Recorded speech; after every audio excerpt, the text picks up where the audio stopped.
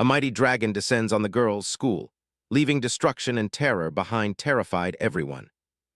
The morning sun painted the stone walls of St. Helena Academy in soft golden light. Birds sang in the courtyard gardens where cherry trees bloomed pink and white.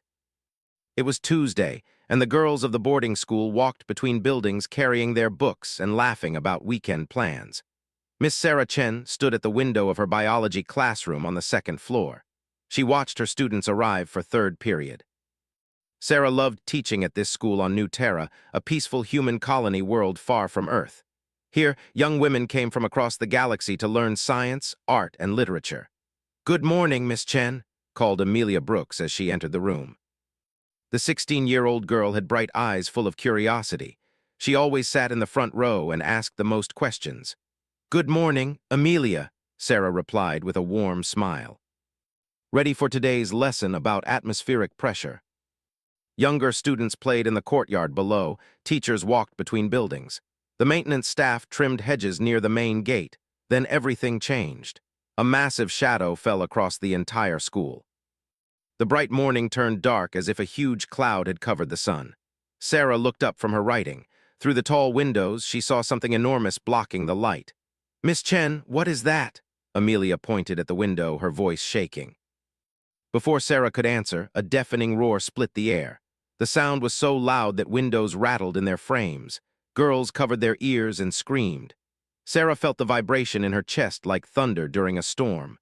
The shadow moved fast across the sky. Sarah ran to the window and looked out. Her heart jumped into her throat. A dragon. A real dragon, larger than any creature she had ever imagined, fell from the sky toward the forest beyond the school grounds. Its scales were deep red like burning coals. Its wings, each one bigger than a house, beat desperately against the air. But something was wrong. The dragon was not flying, it was crashing. "Everyone get down," Sarah shouted. The dragon hit the forest with a sound like an explosion. The ground shook violently. Books fell from shelves. Desktop computers slid across tables. Several girls fell from their chairs. The building itself swayed as if caught in an earthquake. Then came the secondary shockwave. A wall of air and debris burst from the forest. Trees snapped like toothpicks. Dust and leaves filled the sky. Windows throughout the school shattered, sending glass flying. Girls screamed and huddled under their desks. Sarah threw herself over the students nearest to her, protecting them with her own body. For several terrifying seconds, the world was nothing but noise and chaos. Then silence fell, a strange, heavy silence. Sarah slowly lifted her head. Her ears rang from the impact. Around her, girls began to sit up, checking themselves for injuries. Most looked shocked but unharmed. A few had small cuts from flying glass. "Is everyone okay?" Sarah asked, her voice unsteady. "Check yourselves carefully." Sarah could see that several school buildings had damaged roofs. The beautiful cherry trees in the courtyard were now broken stumps. Suddenly, alarm sirens began wailing across the campus. The emergency alert system activated, and Principal Rodriguez's voice came through the speakers. "Attention all students and staff. This is an emergency. Evacuate all buildings immediately. Proceed to the main assembly area in an orderly fashion." "I repeat, evacuate now." The main assembly area was the large sports field on the opposite side of campus from the forest. Sarah kept her students together as they walked quickly across the grounds. She could see the damage more clearly now. Several windows were broken. Roof tiles had fallen. The science building had a crack running down one wall, but all eyes kept turning toward the forest where smoke continued to rise. At the assembly area, Principal Rodriguez stood with the other administrators. She was a tall woman with gray hair, usually calm and confident. Today her face was pale. "Teachers, please take attendance of your students," she called out. "We need to ensure everyone is safe." An actual dragon. Despite the terror and destruction, no one had been seriously hurt. That felt like a miracle. Then the ground trembled again. Everyone froze. In the distance, from deep within the smoking forest, came another sound. Not a roar this time, but something else. A deep, rumbling growl that rolled across the campus like distant thunder. The smoke parted, and the dragon emerged from the trees. It was even more massive than Sarah had realized. Its head alone was as large as a school bus. Red scales covered its body, each one the size of a dinner plate. 4 powerful legs ended in claws that dug into the earth. Its wings, torn and bleeding, dragged behind it. The dragon limped forward, clearly injured. It stopped at the edge of the forest and lifted its enormous head. Its eyes, golden and bright like the sun, scanned the school grounds. When those eyes found the crowd of humans gathered on the field, the dragon opened its mouth. The roar that came out shook the entire world. Girls screamed and ran in every direction. Teachers tried to keep order, but panic had taken hold. Principal Rodriguez grabbed a megaphone, shouting commands that no one could hear over the screaming. Sarah stood frozen, staring at the dragon. Her scientific mind noticed things others missed. The dragon was not attacking, it was standing still, and those massive wings had deep wounds, cuts that still bled. The dragon's left front leg bent at an odd angle. This creature was not a threat, it was terrified. Just as terrified as they were, Sarah made a decision that would change everything. She had to get closer. She had to understand. The night came quietly to St. Helena Academy. Most students had been moved to the town shelter 3 miles away. Armed security forces surrounded the school, their vehicles parked in rows with bright lights pointing toward the forest. Soldiers stood at checkpoints, watching the darkness where the dragon had disappeared hours ago. Principal Rodriguez sat in her office with the colony's military commander, a stern man named Colonel Hayes. They argued in low voices about what to do next, but Sarah Chen was not in that meeting. She was in her small apartment on campus, packing a backpack with supplies. Her hands shook slightly as she worked, but her mind was clear. She had made her choice. Through her window, she could see the security perimeter. Guards walked patrol routes every 15 minutes. Sarah had watched them for 2 hours, timing their movements. She knew when the gap would come. At midnight, she slipped out her back door. The campus was strange in darkness. Buildings that once felt warm and welcoming now cast long shadows. Broken glass crunched under Sarah's feet as she moved between structures, staying low and quiet. Her heart pounded so hard she thought the guards might hear it. She reached the edge of the security perimeter and waited. The nearest guard walked past, his flashlight sweeping the ground. Sarah counted to 30 after he disappeared around the corner. Then she ran. The forest was different at night.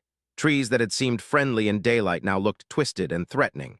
Strange sounds came from all directions. Small animals moved through the undergrowth. Sarah forced herself to keep walking, following the path of destruction the dragon had made. After 20 minutes, she found the clearing. The dragon lay in the center, coiled like a massive snake.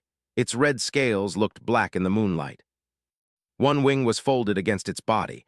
The other lay stretched out, torn and bleeding. The dragon's eyes were closed, and its breathing came in heavy, painful sounds. Sarah stopped at the edge of the clearing. Every instinct screamed at her to run. This creature could kill her with one movement, but she had seen the wounds. She had seen the fear in those golden eyes. She had to try. "Hello," she called softly. "I am not here to hurt you." Its head rose up with surprising speed, and Sarah stumbled backward. The massive creature stared down at her, its mouth slightly open, showing teeth as long as swords. For a moment, neither moved. Then something extraordinary happened. Images flooded into Sarah's mind. She saw flashes of scenes like watching a fast movie. Other dragons, larger and darker than this one, attacking with fire and claws. She saw this red dragon flying away, wounded and desperate. She saw it being chased across stars and planets. She saw it falling until it crashed here. Sarah gasped and put her hand to her head. "You are showing me your memories." Sarah saw the dragon as a younger creature, living in caves of crystal and fire. She saw it questioning the older dragons, arguing with them. She saw them turn against it, calling it a traitor. "They hurt you," Sarah whispered. "Your own kind hurt you because you disagreed with them." The dragon showed her watching humans from a distance, building homes, helping each other, teaching children. The dragon had been curious about humans, wanted to understand them.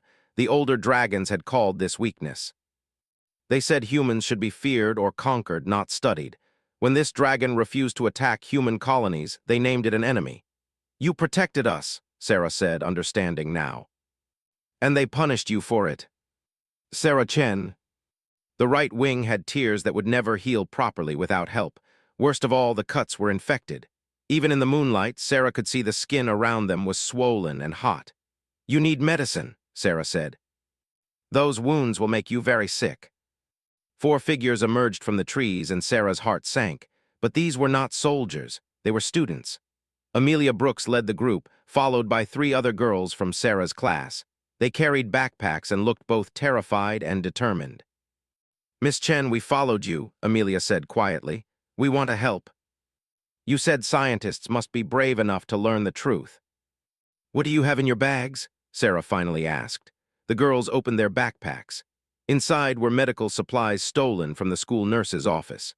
Bandages, antiseptic spray, antibiotics meant for large animals, and bottles of clean water. "We raided the veterinary science lab too," Amelia explained. "We thought dragons are like big reptiles, right? Maybe the same medicines work." But they were here now, and Ember needed help immediately. "Okay," Sarah decided, "but we work carefully and quietly, and if anything goes wrong, you run, promise me." Sarah began examining the infected wounds while the students assisted. They cleaned the cuts with antiseptic, applied antibiotic cream, and wrapped them in bandages that looked tiny against Ember's massive body. Ember flinched at first, but seemed to understand they were helping. She even moved her wing to give them better access to a deep wound on her side. As they worked, Ember showed them more memories. The girls gasped as images appeared in their minds. They saw dragon cities in the clouds. They saw councils of ancient dragons making laws. They saw Ember arguing that other species deserved respect, not domination. "You are so brave," Amelia whispered, gently touching Ember's scales. "Standing up to everyone like that." They covered her wounds as best they could. Finally, exhausted, they sat down in the clearing near the dragon. Ember's breathing seemed a bit easier now. She looked at Sarah and the girls with something like gratitude. "We should get back before we are discovered missing," Maria said reluctantly. Sarah nodded. They packed their supplies and prepared to leave. But as they reached the edge of the clearing, alarm sirens began wailing in the distance. Colonel Hayes's voice came over loudspeakers, loud enough to echo through the forest. "Attention! The dragon must be removed from this location within 24 hours. If it does not leave, we will be forced to eliminate the threat to protect the colony. This is your only warning." But if the military found them here, if they knew humans were helping the dragon, it would be considered treason. Sarah had to make an impossible choice, and she had less than 1 day to make it. Sarah and the 4 students ran back through the forest as dawn light began filtering through the trees. They reached the campus just as the first security patrol was changing shifts. Exhausted and dirty, they slipped into the science building through a broken window. "We need better medicine," Sarah said, catching her breath. "The infection is spreading too fast. Ember will die without stronger treatment. And the professor keeps experimental antibiotics in the cold storage." Amelia used her student keycard to unlock the door. Inside, rows of equipment hummed quietly. Microscopes, computers, and refrigerated storage units lined the walls. Maria went straight to the cold storage. "Here, these antibiotics are designed for large animals. Professor Kumar was testing them on sick farm animals last month. But we need to monitor the dosage. Too much could be dangerous, too little will not help. Dragons must feel pain like other creatures." Just as they finished packing, footsteps echoed in the hallway outside. Everyone froze. The door opened, and school nurse Patricia Williams stood there. She was an older woman with kind eyes who had worked at the academy for 20 years. She looked at the students, at Sarah, at the bags of medical supplies. "I thought I might find you here," Nurse Williams said quietly. Sarah's mind raced, searching for an explanation, but the nurse held up her hand. "I saw you leave last night, Miss Chen. I saw the girls follow you." She walked into the room and closed the door behind her. "I also saw what happened when that dragon crashed. I saw the fear in its eyes. The dragon is sick and hurt. If you are going to do this," the nurse said, "do it properly. Dragons may be different from humans, but all living things need care when they are injured. You could lose your job for helping us. Colonel Hayes has patrols everywhere, and Principal Rodriguez is under pressure from the colonial government. Even if you save the dragon's life, what happens when the time is up?" The fever made her scales feel hot like metal in the sun. Sarah and the students worked quickly. They administered the stronger antibiotics through injection, using veterinary needles large enough to penetrate dragon scales. They cleaned the wounds again and applied fresh bandages. The portable scanner showed internal bruising and a cracked rib, but nothing immediately fatal. "The fever is the biggest problem," Sarah said, reading the scanner. Her body is fighting the infection, but she is losing. Ember drifted in and out of consciousness. Sometimes her eyes opened, and she sent weak images to their minds. Memories of flying through clouds. Memories of her home world with its crystal caves and volcanic rivers. Memories of the moment she decided humans were worth protecting. "Stay with us," Amelia whispered, holding her hand against Ember's massive head. "Please stay with us." Girls who had once been terrified of the dragon now came carrying blankets, food, and water. They came in small groups, sneaking past the security patrols. Soon, 15 students surrounded Ember. They talked to her softly. They sang songs from their home worlds. One girl played a guitar, and the gentle music seemed to calm the dragon. Another student read poetry in a language Ember did not understand, but the rhythm and tone were soothing. Sarah watched in amazement. These young women, who had screamed and run in terror just yesterday, now cared for this massive creature with tenderness and love. Even more surprising, Ember responded. As the fever began to drop slowly, she started sharing different memories. She showed them dragon songs that sounded like thunder and wind. She showed them dragon art, pictures made from fire in the air. She showed them dragon stories, tales passed down through thousands of years. The students were fascinated.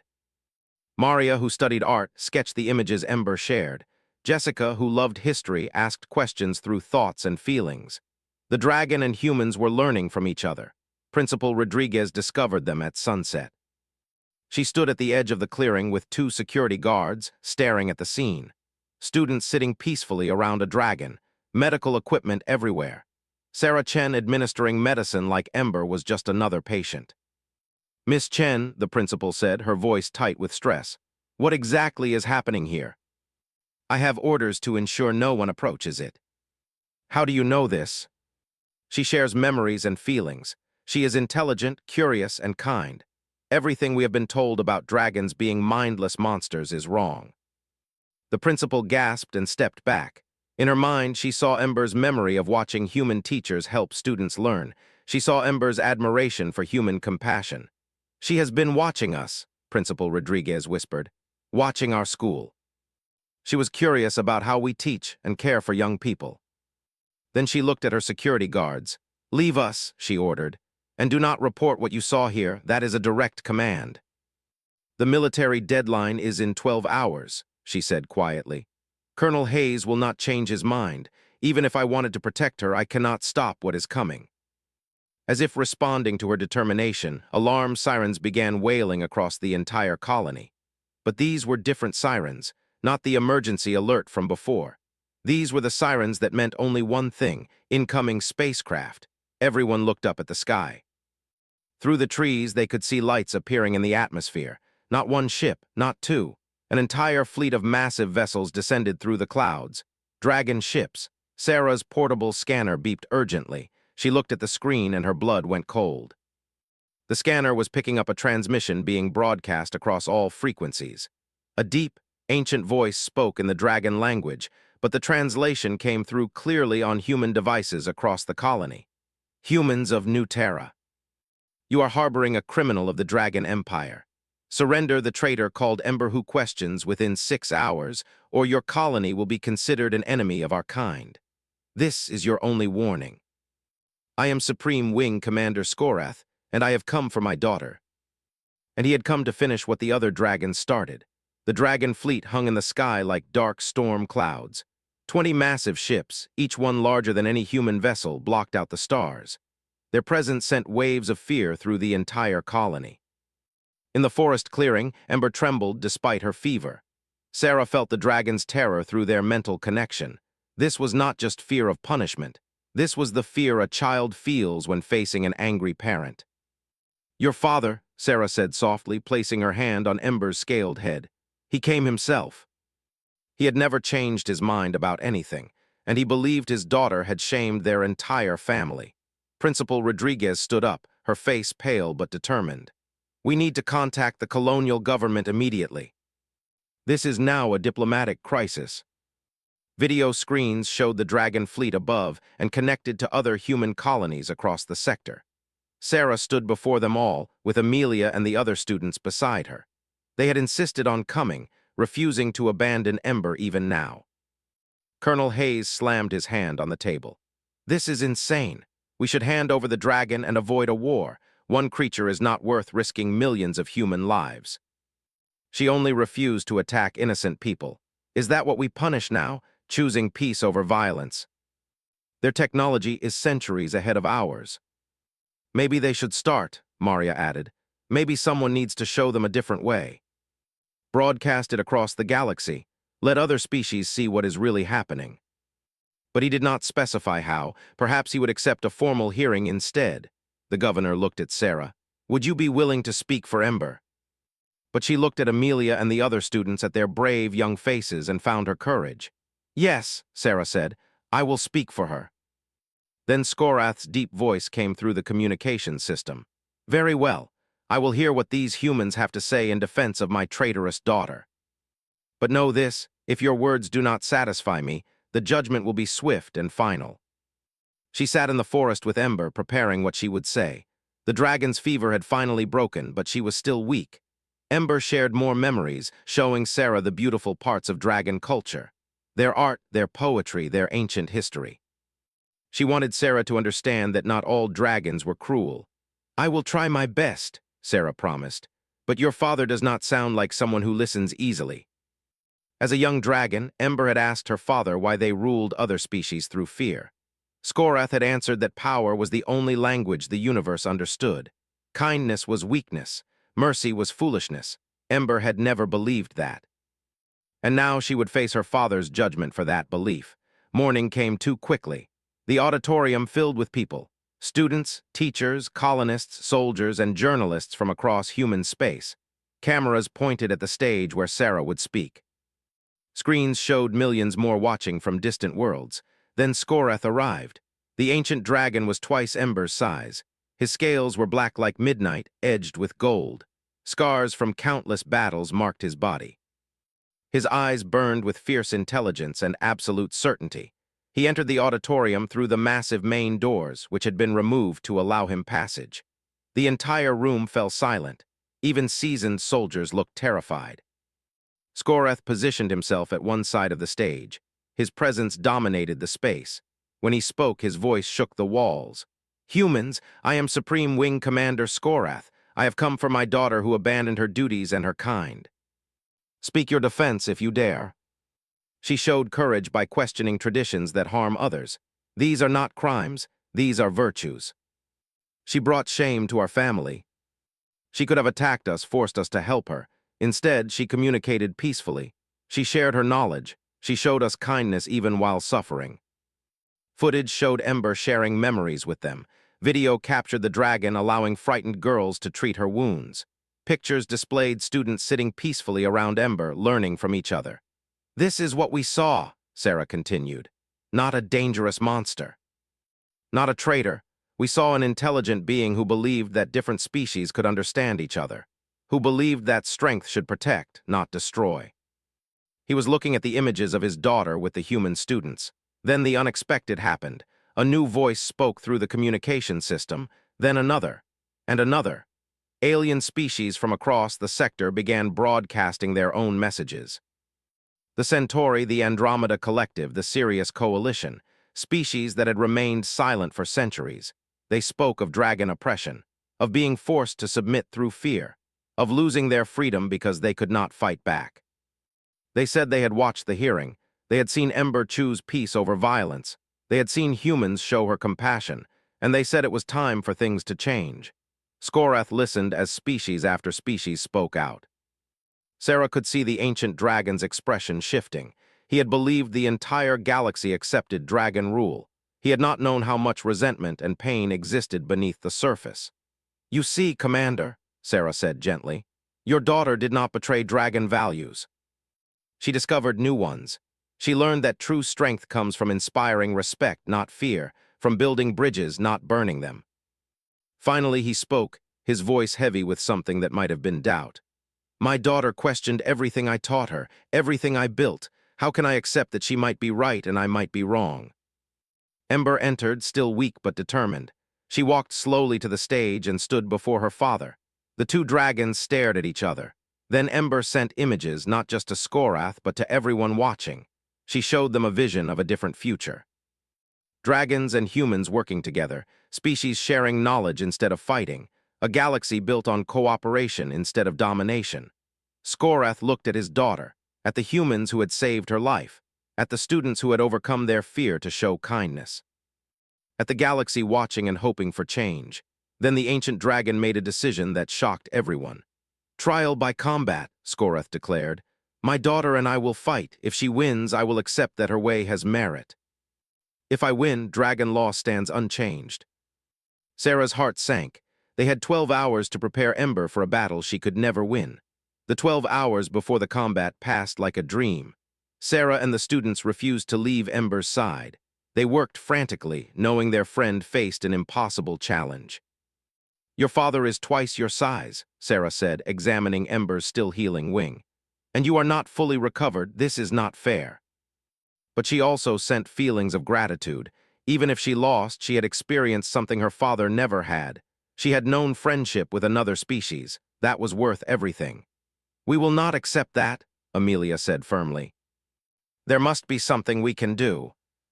Maria brought materials from the school workshop. "We can make you protective armor, light enough not to slow you down but strong enough to absorb some impacts. By using speed, misdirection, and the opponent's own strength against them. Can you learn this?" They taught her to dodge instead of meeting force with force. They explained strategy and tactics. Ember absorbed everything, her sharp intelligence grasping concepts quickly.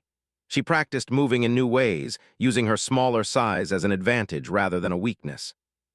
The students cheered each time she successfully dodged an imaginary attack, but everyone knew it might not be enough. Skorath had fought for thousands of years. He was experienced, powerful, and ruthless. Ember was young, injured, and had never truly fought anyone before. As dawn broke, they walked together to the designated combat area. The colony had cleared a large field outside the city.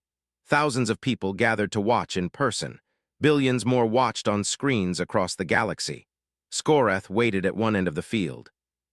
He looked like a mountain of black scales and muscle. His presence was overwhelming, ancient power made physical. When he saw Ember approach wearing the vest the humans had made, his eyes narrowed. "You come dressed in human tricks," Skorath said with contempt. "This proves your weakness." The fight continues until one side surrenders or cannot continue. The winner's philosophy is accepted by both parties. Does everyone understand? He lunged forward, claws extended, aiming to end the fight quickly. But Ember did not try to meet his charge. Instead, she darted sideways using the technique the students had taught her. Skorath's claws struck empty air. He turned, surprised. His daughter had never moved like that before. "Stand and fight like a dragon?" Skorath roared.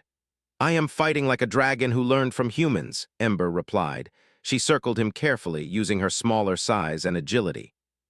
When Skorath lunged again, she rolled beneath his attack and struck at his legs. Her claws barely scratched his thick scales, but the move itself shocked him. The battle continued. Skorath's attacks were powerful but predictable. Ember dodged and weaved, landing small strikes wherever she could. The protective vest the students made absorbed several blows that would have seriously injured her. But Ember was tiring quickly. Her injuries were not fully healed. Each movement sent pain through her damaged wing. Sweat appeared on Sarah's face as she watched from the edge of the field. The students held hands, barely breathing. Skorath realized Ember could not maintain this pace. He pressed his attack harder, using his superior strength and endurance.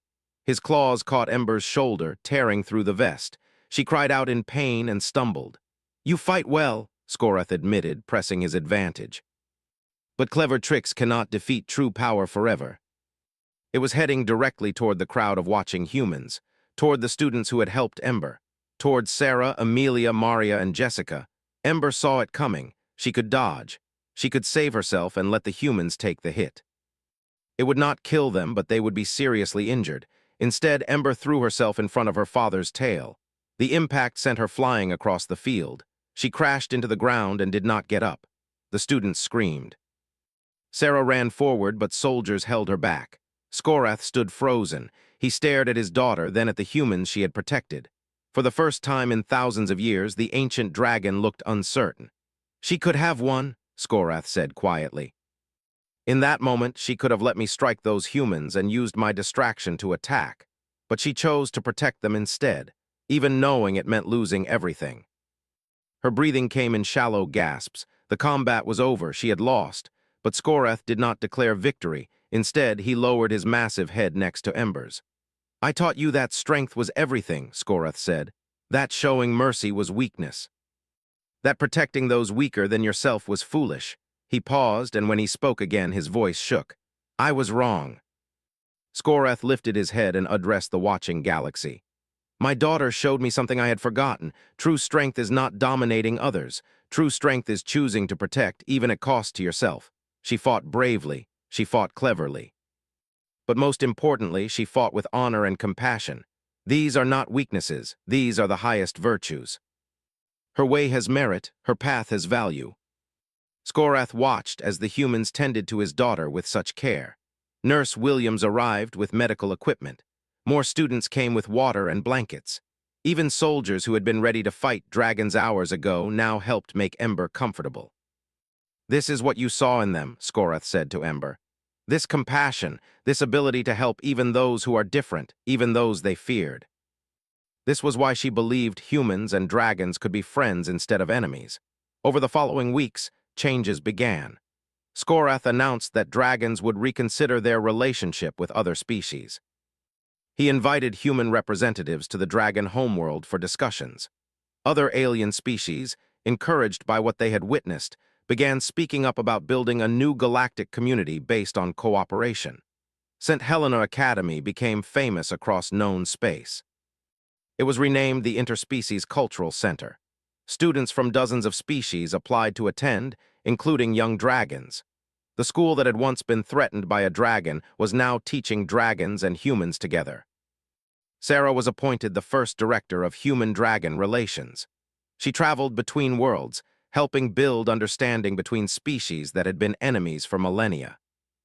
Amelia, Maria, Jessica, and the other students were honored as the bridge builders and gave speeches about how courage and compassion could change the galaxy. Ember recovered fully from her injuries. She worked alongside her father, helping reform dragon society. The two traveled together, father and daughter united by a new understanding. 1 year after the combat, Sarah stood in the courtyard of the cultural center. Young dragons and human students played together nearby, sharing stories and games. She thought about that terrifying day when a dragon had fallen from the sky. Everyone had been afraid. Everyone had assumed the dragon was a threat. But fear had given way to understanding. Understanding had led to compassion, and compassion had changed everything. Ember landed beside Sarah, her wing fully healed and strong. The dragon sent images of gratitude and friendship.